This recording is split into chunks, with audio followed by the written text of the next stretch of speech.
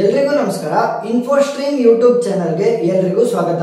ಈ ವಿಡಿಯೋದಲ್ಲಿ ನಾವು ರ್ಯಾಂಕ್ ಆಫ್ ಮ್ಯಾಟ್ರಿಕ್ಸ್ ನ ಎಕಲಾನ್ ಫಾರ್ಮ್ ಅಲ್ಲಿ ಯಾವ ರೀತಿ ಕಂಡುಹಿಡಿಯೋದು ಅಂತ ತಿಳ್ಕೊಂತ ಹೋಗೋಣ. ಸೊ ಇದು ಮೂರನೇ ಪಾರ್ಟ್. ಫಸ್ಟ್ ಎರಡು ಪಾರ್ಟ್ ವಿಡಿಯೋಗಳ ಲಿಂಕ್ ಅನ್ನು ನಾನು ಡಿಸ್ಕ್ರಿಪ್ಷನ್ ಅಲ್ಲಿ ಕೊಟ್ಟಿರ್ತೀನಿ, ನೀವು ನೋಡಬಹುದು. ಸೊ ಎಕಲಾನ್ ಫಾರ್ಮ್ ಏನಕ್ಕೆ ಅಂತಂದ್ರೆ ರ್ಯಾಂಕ್ ಆಫ್ ಮ್ಯಾಟ್ರಿಕ್ಸ್ ನ ನೀವು ಎರಡು ಫಾರ್ಮ್ ಅಲ್ಲಿ ಕಂಡುಹಿಡಿಬಹುದು. ಒಂದು ಎಕಲಾನ್ ಫಾರ್ಮ್, ಎರಡು normal form. So normal form ಏನಾಗುತ್ತೆ ಅಂತಂದ್ರೆ ದೊಡ್ಡ ಅಂದ್ರೆ ಲೆಂತಿ ಪ್ರಾಬ್ಲಮ್ ಆಗುತ್ತೆ. ಯಾಕಂತಂದ್ರೆ ಈ ಎಕಲಾನ್ ಫಾರ್ಮ್ ಅಲ್ಲಿ ನಾವು ಕೇವಲ ರೋ ಟ್ರಾನ್ಸ್ಫಾರ್ಮೇಶನ್ ಮಾತ್ರ ಮಾಡ್ತೀವಿ. ರೋ ಟ್ರಾನ್ಸ್ಫಾರ್ಮೇಶನ್ ಅಂದ್ರೆ ನಾವು ಯಾವುದೇ ಆಪರೇಷನ್ ಅನ್ನ ಅಪ್ಲೈ ಮಾಡಿದ್ರೆ ಮ್ಯಾಟ್ರಿಕ್ಸ್ ಮೇಲೆ, ಅದು ಕೇವಲ ಆ ಮ್ಯಾಟ್ರಿಕ್ಸಿನ ರೋ ಮೇಲೆ ಮಾತ್ರ ನಾವು ಆಪರೇಷನ್ ಅನ್ನ ಅಪ್ಲೈ ಮಾಡ್ತೀವಿ. ಕಾಲಮ್ ಮೇಲೆ ಯಾವುದೇ ಆಪರೇಷನ್ ಅನ್ನ ಅಪ್ಲೈ ಮಾಡಲ್ಲ. ಆದ್ರೆ ನಮ್ಮ ನಾರ್ಮಲ್ ಫಾರ್ಮ್ ಅಲ್ಲಿ ಏನಾಗುತ್ತೆ ಅಂತಂದ್ರೆ ನಾವು ರೋ ಮೇಲೂ ಕೂಡ ಅಪ್ಲೈ ಮಾಡಬೇಕಾಗುತ್ತೆ ಆಪರೇಷನ್ ಗಳನ್ನ, ಮತ್ತೆ ಕಾಲಮ್ ಮೇಲೂ ಕೂಡ ಆಪರೇಷನ್ ಅನ್ನ ಅಪ್ಲೈ ಮಾಡಬೇಕಾಗುತ್ತೆ. ಸೊ ಈ ಎಕಲಾನ್ ಫಾರ್ಮ್ ಯಾವ ರೀತಿ ವರ್ಕ್ ಆಗುತ್ತೆ ಅಂತಂದ್ರೆ ನೋಡಿ. ಸೊ ಫೈನಲ್ ಔಟ್ಪುಟ್ ಅಂದ್ರೆ ಫೈನಲ್ ಮ್ಯಾಟ್ರಿಕ್ಸ್ ಏನಾಗಿರ್ಬೇಕು. ಸೊ ಸ್ಟಾರ್ಟಿಂಗ್ ಮ್ಯಾಟ್ರಿಕ್ಸ್ ಈ ರೀತಿ ಕೊಟ್ಟಿದ್ರು ಕೂಡ ನನ್ನ ಫೈನಲ್ ಮ್ಯಾಟ್ರಿಕ್ಸ್ ಏನಾಗಿರ್ಬೇಕು, ಡಯಾಗ್ನಲ್ ಎಲಿಮೆಂಟ್ಸ್ ಗಳು 1 ಇರಬೇಕು. ಇದು 3x3 ಮ್ಯಾಟ್ರಿಕ್ಸ್ ಅಲ್ವಾ, 3 rows and 3 column. So 3x3 matrix ಅಂದ್ರೆ 3 ಡಯಾಗ್ನಲ್ ಎಲಿಮೆಂಟ್ಸ್ ಬರುತ್ತೆ. ಸೊ ಡಯಾಗ್ನಲ್ ಎಲಿಮೆಂಟ್ಸ್ ವ್ಯಾಲ್ಯೂ 1 ಆಗಿರ್ಬೇಕು. ಡಯಾಗ್ನಲ್ ಎಲಿಮೆಂಟ್ಸ್ ಕೆಳಗಡೆ ವ್ಯಾಲ್ಯೂಗಳು ಏನಾಗಿರ್ಬೇಕು, 0 ಆಗಿರ್ಬೇಕು. ಡಯಾಗ್ನಲ್ ಎಲಿಮೆಂಟ್ಸ್ 1, ಡಯಾಗ್ನಲ್ ಎಲಿಮೆಂಟ್ಸ್ ಕೆಳಗಡೆ ಇರುವಂತ ವ್ಯಾಲ್ಯೂ 0 ಆಗಿರ್ಬೇಕು. ಸೊ ಅದ್ರ ಮೇಲ್ಗಡೆ ಏನಾದ್ರೂ ಆಗಿರ್ಲಿ, ಮೇಲೆ ಯಾವ್ದಾದ್ರು ವ್ಯಾಲ್ಯೂ ಬರಲಿ, ಡಯಾಗ್ನಲ್ ಎಲಿಮೆಂಟ್ಸ್ ಕೆಳಗಡೆ 0 ಮತ್ತೆ ಡಯಾಗ್ನಲ್ ಎಲಿಮೆಂಟ್ಸ್ 1 ಆಗಿರ್ಬೇಕು. ಸೊ ಅದನ್ನ ನಾವೇನಂತ ಕರಿತೀವಿ, ಎಕಲಾನ್ ಫಾರ್ಮ್ ಅಂತ ಕರಿತೀವಿ. ಸೊ ಇವಾಗ ಕೊಟ್ಟಿರುವಂತ ಪ್ರಾಬ್ಲಮ್ಗೆ ನಾವು ಅಪ್ಲೈ ಮಾಡೋಣ. ಇದು ಮೂರನೇ ಕ್ವಶನ್ ಸಾಲ್ವ್ ಮಾಡ್ತಾ ಇರುವಂತದ್ದು. ಫಸ್ಟ್ ಎರಡರದ್ದು ವಿಡಿಯೋ ಲಿಂಕ್ ಅನ್ನ ನಾನು ಡಿಸ್ಕ್ರಿಪ್ಷನ್ ಅಲ್ಲಿ ಕೊಟ್ಟಿರ್ತೀನಿ, ನೋಡಿ. ಸೊ ಫಸ್ಟ್ ಏನು ನಮ್ಮ ಕೆಲಸ, ಡಯಾಗ್ನಲ್ ಎಲಿಮೆಂಟ್ ಮೊದಲನೇದು ಒಂದೊಂದನ್ನೇ ತಗೋಬೇಕು. ಮೊದಲನೇ ಡಯಾಗ್ನಲ್ ಎಲಿಮೆಂಟ್ ಅನ್ನ ನಾನು 1 ಮಾಡಬೇಕು. ಆಲ್ರೆಡಿ 1 ಇರೋದ್ರಿಂದ ಸೊ ಅದನ್ನ ಕನ್ವರ್ಟ್ ಮಾಡುವಂತ ಅವಶ್ಯಕತೆ ಏನಿಲ್ಲ. ಈಗ ಏನ್ ಮಾಡ್ಬೇಕು, ನಾನು ಅದರ ಕೆಳಗಡೆ ಇರುವಂತ ವ್ಯಾಲ್ಯೂ 4 ಮತ್ತೆ 7 ಎರಡನ್ನೂ ಕೂಡ ನಾನು 0 ಮಾಡಬೇಕು. ಸೊ ಸಿಂಪಲ್ ಸ್ಟೆಪ್ ಏನು, ಇದು ಎಷ್ಟನೇ ರೋ, ಇದು ರೋ 1, ರೋ 2, ರೋ 3, 3 ರೋ ಇರೋದು, ರೋ 1, ರೋ 2, ರೋ 3.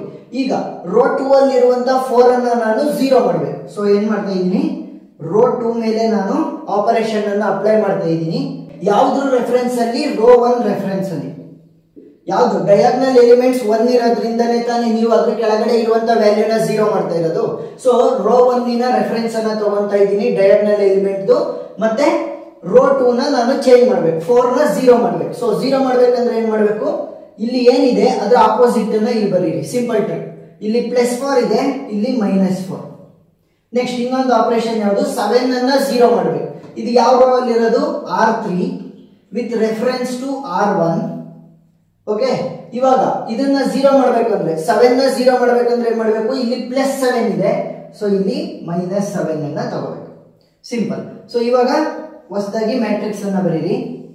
ನೋಡಿ, ಇಲ್ಲಿ R2 ಗೆ ಆಪರೇಷನ್ ಅನ್ನ ಅಪ್ಲೈ ಮಾಡಿದೀನಿ, R3 ಗೆ ಆಪರೇಷನ್ ಅನ್ನ ಅಪ್ಲೈ ಮಾಡಿದೀನಿ. ಯಾವ್ದಕ್ಕೆ ಅಪ್ಲೈ ಮಾಡಿಲ್ಲ, R1.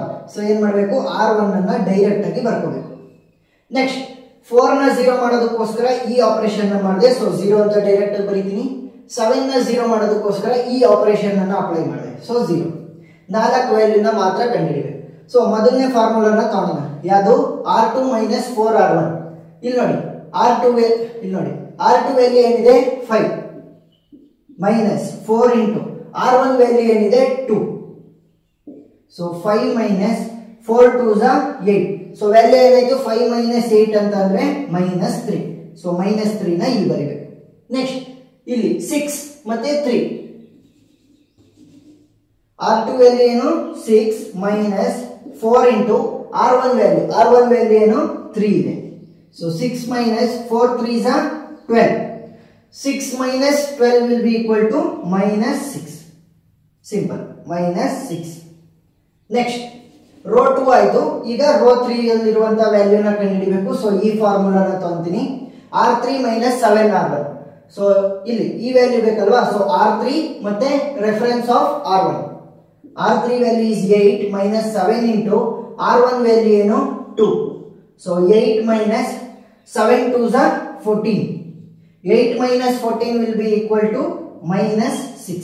ಸೊ -6 ಅಂತ ಇಲ್ಲಿ ಬರೀಬೇಕು. ನೆಕ್ಸ್ಟ್ R3 ವ್ಯಾಲ್ಯೂ 9 ಇದೆ, R1 ವ್ಯಾಲ್ಯೂ 3 ಇದೆ. So 9 minus 7 into 3. ಸೊ ಎಷ್ಟಾಯ್ತು? 9 ಮೈನಸ್ 7 3 is 21. ಸೊ 9 ಮೈನಸ್ 21 ಅಂತ ಅಂದ್ರೆ ಎಷ್ಟಾಯ್ತು? 12. That is minus 12. So minus sign ಅನ್ನ ಕರೆಕ್ಟ್ ಆಗಿ ಬರ್ಕೋಬೇಕು, ಇಲ್ಲಾಂದ್ರೆ ತಪ್ಪಾಗ್ತಾ ಹೋಗುತ್ತೆ. ಮೈನಸ್ 12. ಸೊ ಇವಾಗ ನನಗೆ ಅಪ್ಡೇಟೆಡ್ ಮ್ಯಾಟ್ರಿಕ್ಸ್ ಈ ರೀತಿ ಬಂತು ನೋಡಿ. ಡಯಾಗ್ನಲ್ ಎಲಿಮೆಂಟ್ 1 ಇದೆ, ಅದರ ಕೆಳಗಡೆ ಇರುವಂತ ವ್ಯಾಲ್ಯೂ 0 ಇದೆ. ಈಗ ಏನ್ ಮಾಡ್ಬೇಕು? ನೆಕ್ಸ್ಟ್ ಡಯಾಗ್ನಲ್ ಎಲಿಮೆಂಟ್ ಹೋಗ್ಬೇಕು. ನೆಕ್ಸ್ಟ್ ಡಯಾಗ್ನಲ್ ಎಲಿಮೆಂಟ್ ಅಲ್ಲಿ ಏನಿದೆ? ಮೈನಸ್ 3 ಇದೆ. ನಾನು ಅದನ್ನ ಏನ್ ಮಾಡ್ಬೇಕು? 1 ಮಾಡ್ಬೇಕು. ಸೊ ಏನ್ ಮಾಡ್ತೀನಿ ಇಲ್ಲಿ ನಾನು, ಇದಿರುವಂತದ್ದು ಎಲ್ಲಿ? ರೋ 2, ಕೇವಲ ರೋ ಟ್ರಾನ್ಸ್ಫಾರ್ಮೇಶನ್ ಮಾತ್ರ ಮಾಡಬೇಕು. ಸೊ ರೋ 2 ಅಲ್ಲಿದೆ, ಡಿವೈಡ್ ಬೈ ಮೈನಸ್ 3 ಅಂತ ಕೊಡ್ತೀವಿ. ಯಾಕೆ? ಇಲ್ಲಿ ಮೈನಸ್ 3 ಇದೆ ಅಲ್ವಾ? ಮೈನಸ್ 3 ಡಿವೈಡೆಡ್ ಬೈ ಮೈನಸ್ 3 ಏನಾಗುತ್ತೆ?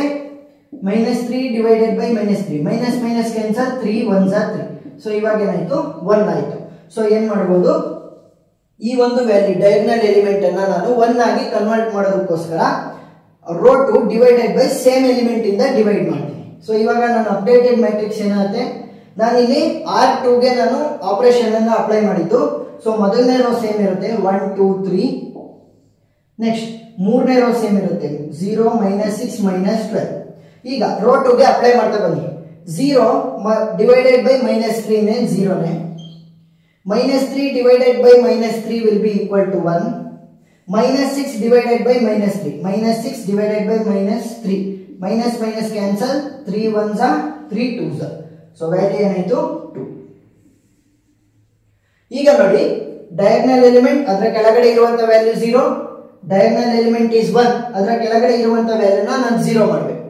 ಎಲ್ಲಿ ವ್ಯಾಲ್ಯೂ ಇರೋದು? ರೋ 3 ಅಲ್ಲಿ. ಸೊ ಏನ್ ಮಾಡ್ತೀನಿ? ರೋ 3 ಯಾವ್ದ್ರ ರೆಫರೆನ್ಸ್ ಅಲ್ಲಿ? ರೋ 2 ರೆಫರೆನ್ಸ್ ಅಲ್ಲಿ. ಯಾಕೆ? ಇಲ್ಲಿರುವಂತದ್ದು ಡಯಾಗ್ನಲ್ ಎಲಿಮೆಂಟ್, ಅದರ ಕೆಳಗಡೆ ಇರೋದನ್ನ 0 ಮಾಡೋದಕ್ಕೋಸ್ಕರ ಹೋಗ್ತಾ ಇರೋದು ನಾವು. ಅದಕ್ಕೋಸ್ಕರ ಈ ಒಂದು ರೋ ನ ರೆಫರೆನ್ಸ್ ಅನ್ನ ತಗೋಬೇಕು. ಯಾವ ರೋ ಇದು?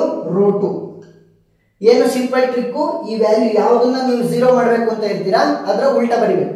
ಇಲ್ಲಿ ಮೈನಸ್ 6 ಇದೆ, ಸೊ ಅದನ್ನ 0 ಮಾಡಬೇಕು ಅಂತಂದ್ರೆ ಪ್ಲಸ್ 6 ಅಂತ ಬರಿಬೇಕು. ಸೊ ಅಪ್ಲೈ ಮಾಡಿ. ಇವಾಗ ನಾನು ಯಾವ ರೋಗ ಅಪ್ಲೈ ಮಾಡ್ತಾ ಇರೋದು? ಆಪರೇಷನ್ ಅನ್ನ ರೋ 3 ಗೆ. ಸೊ ರೋ 1 ಮತ್ತೆ ರೋ 2 ಸೇಮ್ ಇರುತ್ತೆ. 1 2 3 0 1 2. ಈಗ ಅಪ್ಲೈ ಮಾಡಿ. 0 ಪ್ಲಸ್ 6 ಇಂಟು R2 ನೋಡಿ. ಈಗ ಅಪ್ಲೈ ಮಾಡಿ. R3 ವ್ಯಾಲ್ಯೂ ಏನಿದೆ? 0 ಪ್ಲಸ್ 6 ಇಂಟು R2 ವ್ಯಾಲ್ಯೂ ಏನಿದೆ? 0.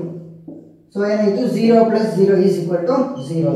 ನೆಕ್ಸ್ಟ್ R3 ವ್ಯಾಲ್ಯೂ ಏನಿದೆ? Minus 6 plus 6 into R2 value. R2 value ಏನು? 1. ಸೊ ಅದ್ರ ಮೇಲ್ಗಡೆ ತಗೋಬೇಕು ನೀವು.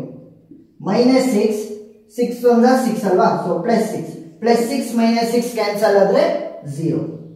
Next R3 value is minus 12 plus 6 into R2 value. R2 value ಏನು? 2 minus 12 plus 6 2s are 12. So plus 12 minus 12 cancel 0. So ಇವಾಗ ನೋಡಿ, diagonal elements ಅಲ್ಲಿ 1 ಇದೆ, ಅದರ ಕೆಳಗಡೆ ಇರುವಂತ ವ್ಯಾಲ್ಯೂ 0 ಆಗಿದೆ. ಆದ್ರೆ ಇಲ್ಲಿ 0 ಬಂತಲ್ಲ, ಏನಕ್ಕೆ? ಡಯಾಗ್ನಲ್ ಎಲಿಮೆಂಟ್ಸ್ ಎಲ್ಲ 1 ಇರ್ಬೇಕಲ್ವಾ ಅಂತಂದ್ರೆ ನೋಡಿ, ನಾವು ಮೈನಸ್ ಮಾಡಿದಾಗ ಕೊನೆಯಲ್ಲಿ 0 ಬಂದ್ರೆ ಏನು ಮಾಡೋದಕ್ಕಾಗಲ್ಲ. ಸೊ ಈ ಕಂಡೀಷನ್ ಅನ್ನ ಅಕ್ಸೆಪ್ಟ್ ಮಾಡ್ತಾರೆ. ಏನು? ಡಯಾಗ್ನಲ್ ಎಲಿಮೆಂಟ್ಸ್ ಅಲ್ಲಿ ನಿಮಗೆ 1 ಇರಬಹುದು, ಅಥವಾ ಒಂದೊಂದು ಕಂಡೀಷನ್ ಅಲ್ಲಿ 0 ಕೂಡ ಬರ್ಬೋದು.